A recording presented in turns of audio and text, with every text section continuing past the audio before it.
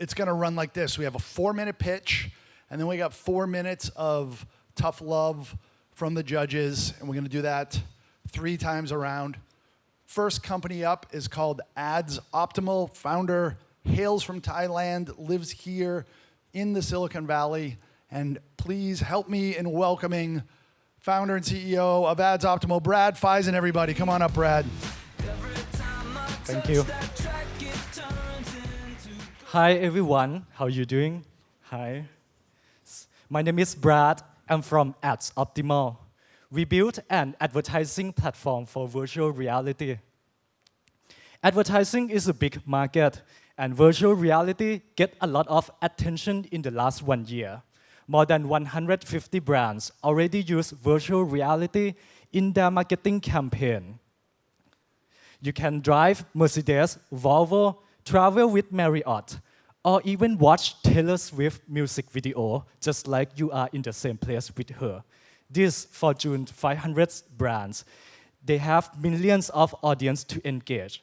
However, according to Google Play Store, they get fewer than 50,000 people to install the app and see the content. Why is this number so low? First, most people don't install an app just to see the ad. Secondly, most people do not have virtual reality headset with them at the present. This is why we built a platform to deliver the same content, but on the fly. No installation is required, and we make the headset optional. We believe if we solve these 2 problems, virtual reality can become mainstream today. Let's see how it works. You can use your smartphone, Android or iPhone, open the website in our network. We make an advertising unit more interesting. Brands can present their product in 3D. You can move your phone left, right, or flip it. You can look up and down.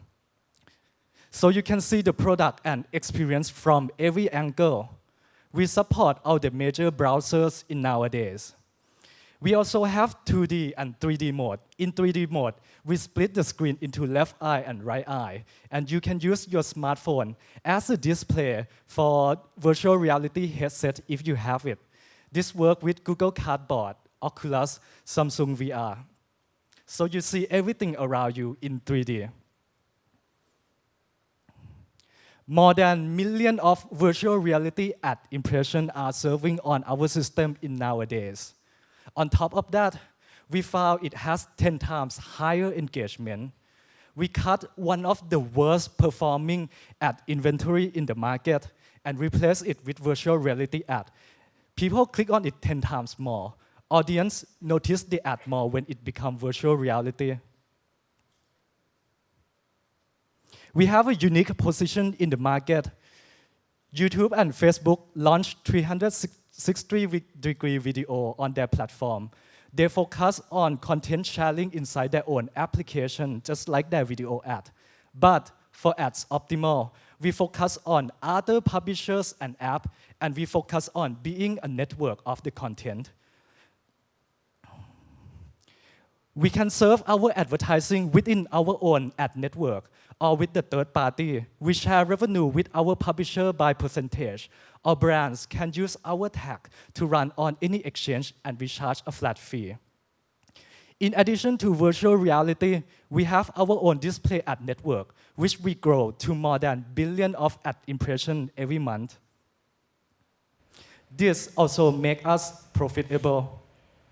AdsOptimal grow because of our team. I built media advertising for search results when I was at Google. Our company is funded by Y Combinator and leads angel in Silicon Valley. Oculus bought by Facebook for $2 billion. Fortune predict 150 billion for virtual reality ad. What's more important for us is we make it ready for mainstream today. Thank you. Well timed. Also, search for us online if you want to learn more about us. Can you go back to your growth chart? Yeah. Backstage, can you go back to the chart? Oh, Which The chart? growth chart, where you had the revenue or The growth Oh, the chart. revenue. Yeah. Oh, the next one. Let me do it. Yeah, I can only move forward. I cannot move back, which is Very here. nice. Yeah. Yes. Oh, impressions. Got it. Yes. Why go with ad tech model? I just worry you're picking a double difficulty stack because VR is new and nascent, but then the market in general hates ad tech, especially for exit multiples and everything. It's just a tough sector, even though innovation's needed there. I wonder if you're solving some other really cool, broader things with your technology. For example, a generalized cross-platform, cross-device authoring and playback platform. Would it be better to be like sort of an Adobe or sort of a Unity-like platform versus specialized agency and ad network? Yes. So we actually a platform more like an ad network, but virtual reality is so new, and we have to help brand to create content, and that's actually the challenging in virtual reality in nowadays, because for banner they already have content, for VR they don't have it. So that's why we have to jump in to help them so we can get them to create content. But in long term, we want to be more like a platform. What kind of platform do you want to be later? We see AdsOptimal is the platform for native app advertising. We see LiveRail is the platform for video ad. And we want people to see AdsOptimal as a platform for virtual reality advertising. But ads is hard. Even trying to be a platform in ad space, ads tech is Yes. hard. Yeah. Yes. Yes. So far, YouTube and Facebook launched the platform for the content sharing, and we expect brands to create more content with this format. But at the same time, we think that virtual reality is new, it's different from video and display. Even big company, they have to start a new team to build a new code base, to get a sales, to get the new kind of assets and migrate to the new platform. We see big companies usually start with new team or acquire a smaller companies, but so far we don't see other companies doing it yet, and we want to be the leader for this idea. Can you describe a little bit more about your product? Usually most of the VR file is pretty big, and how do you actually make sure that it's streamed fast enough? And Yes, so everything that you see has been live on our display ad network. So it may look very complicated, but think of it more like you take a photo from different angle, and then we use computer to do mathematical generate to make sure that when you move to different angle, what we should show to them. So this actually more like the one very big photo, which can be loaded very fast, way much faster than video. Yes. Great, thank you. Brad Feisen from AdsOptimal, everybody. Thank Thank you, you very everyone. much. Let's keep it going. Up next, also based here in Silicon Valley, filled without a D. Put your hands together for Chris Albuchon, everybody. Thank you, guys. Take it away, Chris. First off, thank you, panelists. Thank you, VCs, Barrett. Thank you, guys. Thanks for your time. I'm going to be telling you about a disruption in an industry that's 100 years old and hasn't been disrupted in a while, and that's the fuel industry. Fundamentally, let's talk about kind of the use case. We all get gas in our car. We all touch a handle that's been touched by 1,000 people before us. 70% of them carry germs that spread diseases. At night, they're not the safest place to go. And I don't like spending my time at a gas station. Worse than that, there are some days I'm on my way to work and I'm late, and it's not the 3 minutes or 8 minutes or 4 minutes. It's the timing. I have to be to work and I'm empty. So the problem with that is that fundamentally we are all being drawn to a gas station.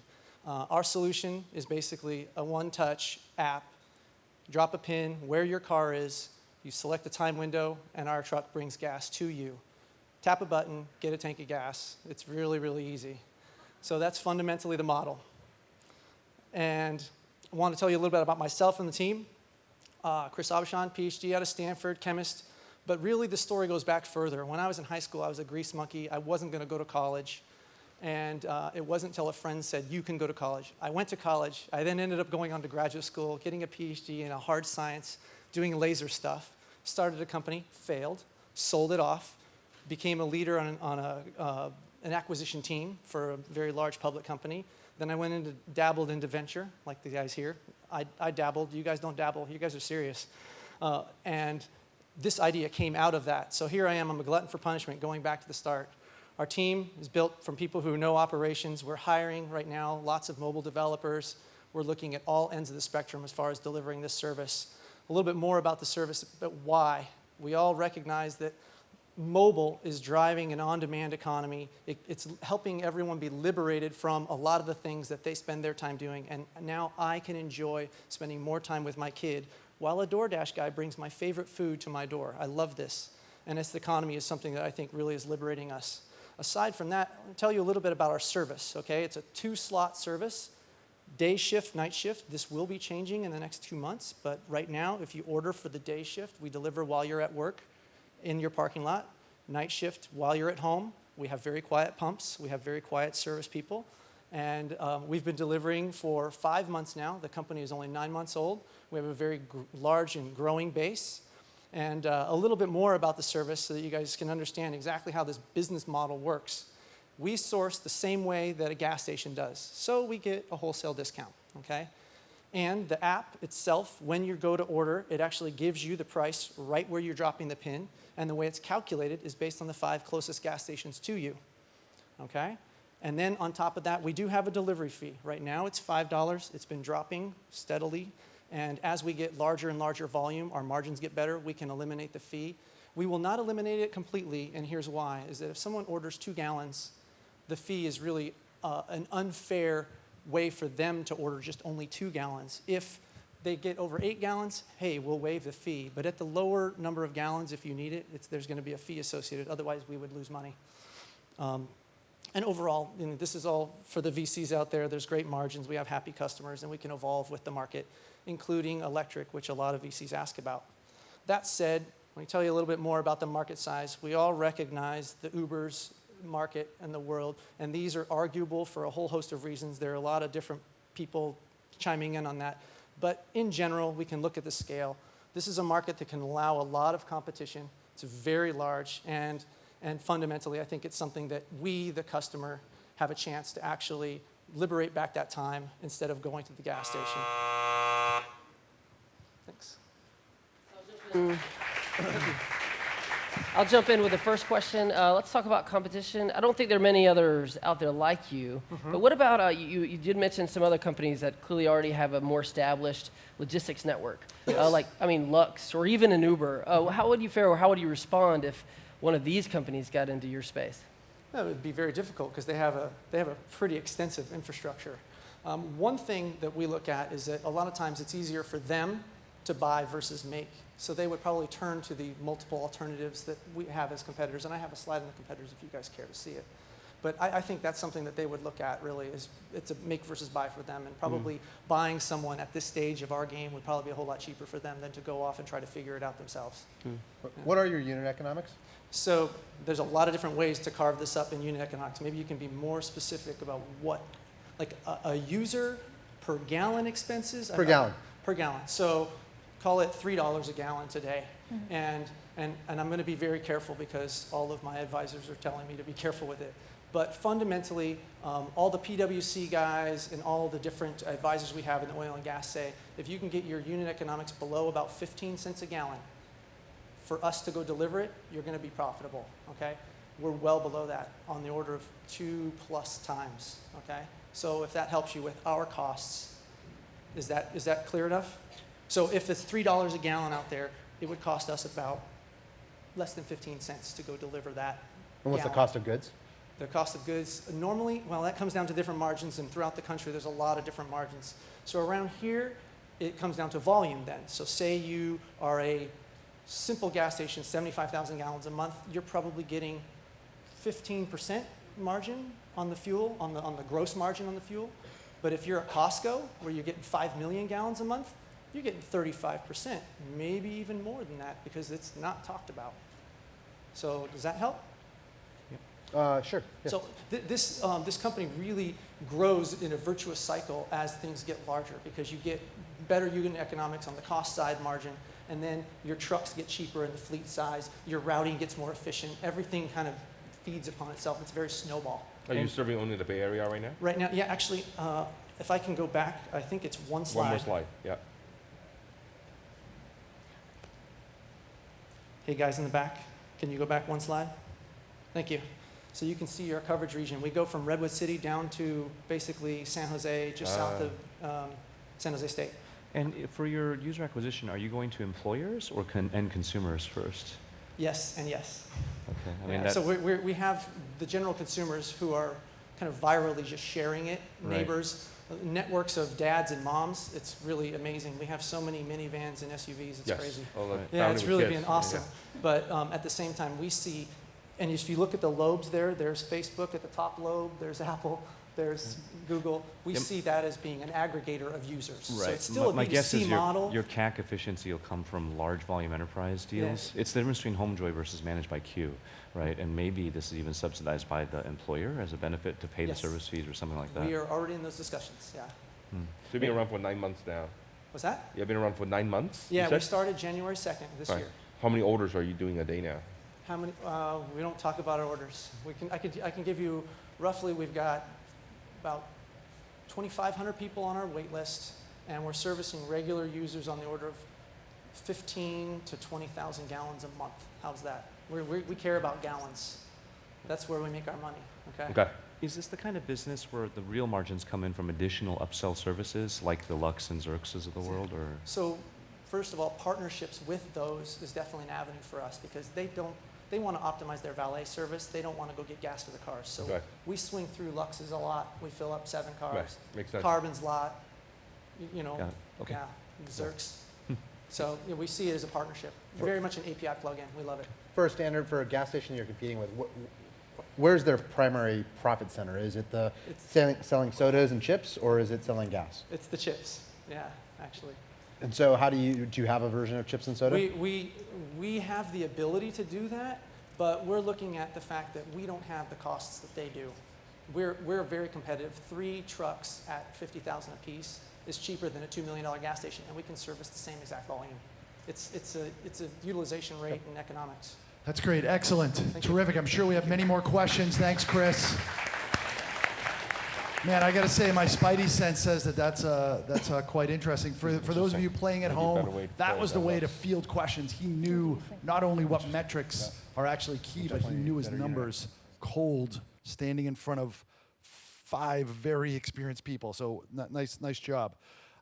Next up, company is MultiSense from Israel. Please give a warm round of applause for Aviram Siboni, the founder and CEO. Everybody, come on up, Aviram. Thank you.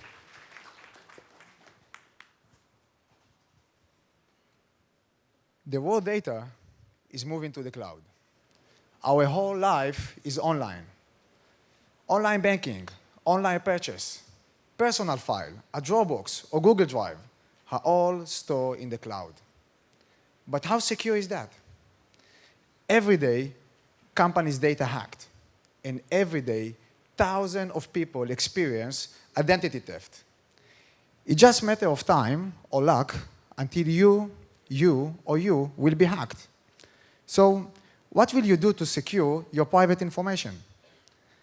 My name is Aviram Siboni. I'm the co-founder and the CEO of MultiSense. And I'm here today with my Israeli team of technology and security experts. And we developed the most secure identification technology available.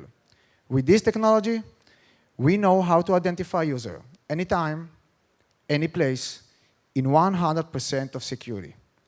And this is the reason why organizations like Citibank, Intel, Knabank, and ABN AMRO already doing business with us. So let's see how big the problem is. Major companies get hacked, and the problem is growing, and it costs us billions of dollars. In recent breaches, more than 100 million Americans have had their personal data compromised, like credit card information. If we're going to be connected, then we need to be protected. The problem is losing data, and it's happened every single day. I want to share with you some example. The largest bank in the United States, JP Morgan, 76 million accounts were compromised in 2014 only. This disaster pushed JP Morgan to budget $250 million yearly on data secure. So as Obama said, if we want to be connected, we need to be protected. With MultiSense, we have solution for those problems. In the last 4 years, we developed a unique platform that combined 3-factor authentication, face, finger, and voice recognition, combined with geolocation and NFC technology. How do we do it? I want to lead you step by step through the process. First step, enrollment. The user takes a selfie. We save his face signature in our database. It's important to mention that we don't save the image. We save a vector, a number that we extract from the 72 point of a human face. And then he answers questions. We save his voice signature and the content of his answer in our database. If he's mobile support, we save his fingerprint also. The second step, verification. Different organizations in the world using different devices to identify the users. This process takes a lot of time, and it's really annoying the users. Let's see how it looks like with MultiSense. With MultiSense, the user chooses the action or the organization that you want to get access to, take a selfie for face recognition, answer 1 question, 050-943-5174. and the result is one-time password that's valid for the next few minutes. With this one-time password, you can do any transaction in the bank, log into your cloud account, and make online payment. It's very easy. With MultiSense, you don't need to remember any password. We increase the security level of the organization. No device is needed except your mobile. And we also provide SDK, which means it's very easy to customize and to integrate with any organization. This is our team. Together with them, we provide 100% security to your organization. Thank you very much.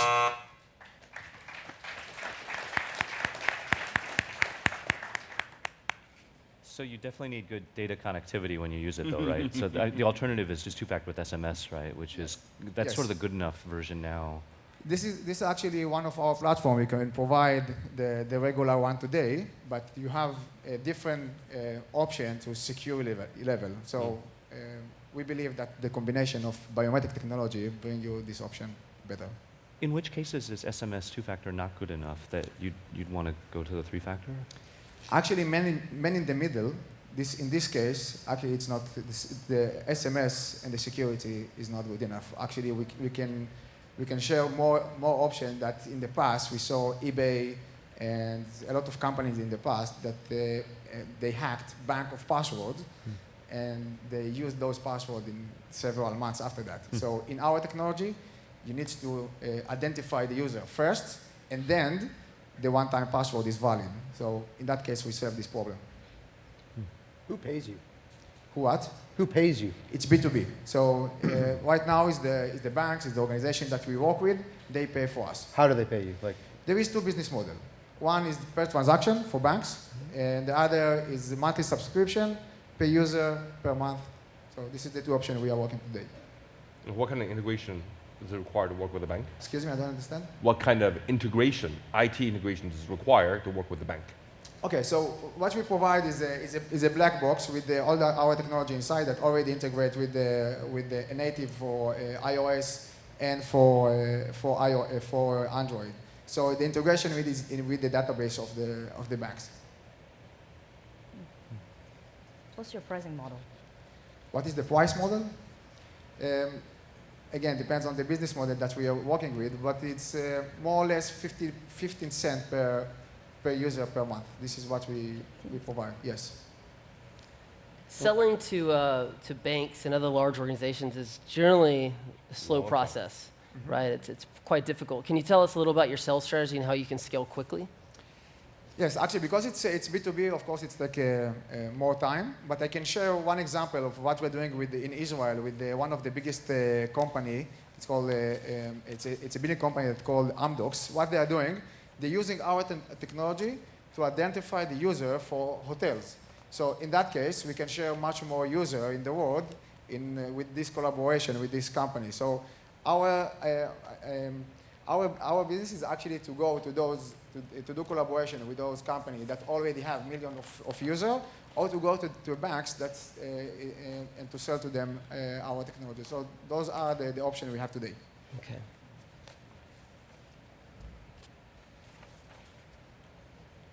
More questions? Makes sense. We're good. I think that's it. Okay, thank you very much. Thank you very much. Thank you. Nicely done, Aviram Saboni from MultiSense. Thank you very much to our esteemed judges giving the tough love to our 3 candidates. Which one of them will win? You guys are going to find out in about 15 minutes. We're going to have a winner from a past competition come up and chat. In the meantime, please help me in thanking Edith, Hans, Bubba, and Tim, everybody. And Barrett Parkman, GMIC only. What? I'll take those from you, those. Thanks so much. Thank you. Oh, great. No worries. Thanks. Suspense. Everybody is waiting in suspense for the 3 winners. And our 3rd place winner. What do you guys think? Yell out, who do you think got 3rd place? Any idea? Anybody? Make it a little interactive. The 3rd place winner, please put your hands together for AdsOptimal, everybody. Come on to the stage, Brad. AdsOptimal. 3rd place winner, come on up. Brad, are you still back there? He's not back there. Okay. He's in some sort of virtual reality. Just, that's the thing, is that why would anybody ever even want to be in reality once you actually try VR? I tried an Oculus Rift. It is at once the most amazing and the most horrific thing that's going to happen to my children. I can't even get an iPad away from them. Imagine when they're in a fully immersive environment. So, big round of applause for Brad in some sort of virtual world right now, everybody. AdsOptimal. Awesome. Okay. Are we going to bring Caleb Hunter? Is Caleb here? Okay, so Caleb's there, but since Brad's not here, I guess. Oh, there's Brad. All right. Brad Pfizer from AdsOptimal, everybody. All right. Okay, great. I'll take a picture with you. Why not? Nice job. That was good. Somebody wants to take a picture? Take a picture. Virtual world selfie. This is kind of like Ellen DeGeneres at the Oscars, except much less cool. Nobody's ever going to retweet this because I'm in it. Yeah. Okay. Awesome. No worries. Awesome. Thanks so much for coming to stage. 3rd runner-up, Brad from AdsOptimal, everybody. Thank you. And number 2, second but certainly not least, Aviram from MultiSense. Come on up to the stage, Aviram. Get some loving from the audience. Aviram Sanobi, is Aviram around here? Okay. Let's make this a little bit more awkward. Can we? Is that possible? Awkward. I'll just stand up on the stage. And I won 2nd place. I'm knighting myself that I actually won 2nd place. All right. Aviram from MultiSense has won. But so you guys can all do the math. That means that our grand prize awesome winner, you guys saw it here first. Chris Abushan from Filled, everybody. Come on up, Chris. Wow, he crushed that. Nice work. Excellent. I wish you all the best. And we're going to also ask to come up to the stage from SoftLayer. SoftLayer was bought by IBM a couple of years ago, an awesome cloud platform, and they have a subsection there called Catalyst. My buddy Casey Lau rocks it for Asia. Here in Silicon Valley, we have Caleb Hunter, everybody. Come on up, Caleb. And Caleb is, you going to say a couple words about SoftLayer? Can you do that? Yeah. And then he can tell what Chris has won. Over to you. All right, so Chris, you have won $120,000 of SoftLayer credits, so that's going to be good for the next year. You'll be able to utilize those to develop your platform, spin up servers, do whatever it is you need to do. Also included is mentorship. We'll help make introductions for you. We will provide strategy assistance for you. And of course, you'll get invites to all sorts of great parties that we throw here. Wow, great. Thank you so much. Oh, absolutely. Back-end infrastructure is Awesome. Excellent. Caleb Hunter from Software Everybody and Chris Albuchon from Filled. 120 grand. That's a lot of tanks of gas. And man, it's not like Amazon Web Services. You call them up, nothing's going to happen. These guys are sending mentors and everything else their way. So nicely done. Awesome. Caleb and Chris, everybody, thank you. Great. No, well, I think we're going to. You want to say a few words? Go ahead. No. Hey, thank you guys. It was interesting. Last year, I watched Stemp up here win, and the concept for Phil didn't exist yet. So I sat back there in the far corner and went, gosh, it's really cool to see these guys up there pitching. And little did I know, a year later, I'd be up here pitching. It's really awesome. It's a great event. So anyway, that's all I had to say. That was awesome because the fact is all you need is an awesome idea that the market wants, a pain point that you can actually, a sewage, create an aspirin that people want to take instead of a vitamin, and you will have plenty of traction and funding as he's had. Excellent. So I am going to bid you all adieu, and I'm going to...